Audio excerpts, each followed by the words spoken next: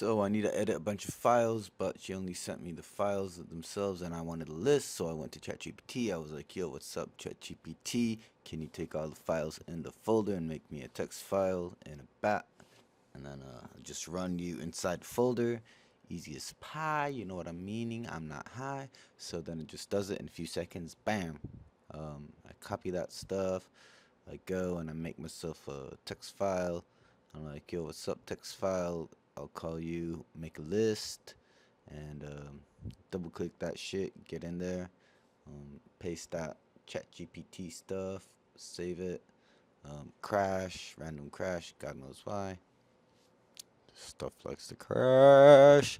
I'll go back in the folder, find my text file, see this weird complaining message, try to turn it off, another complaining message, rename that text file a bat. Yeah, run that bat, get a list. That's all I need. Double click that shit. Now I got the list. Now I can copy paste that into my bridge and start making selections. Yo, yo, yo, yo, yo, yo, yo. How do you like them apples?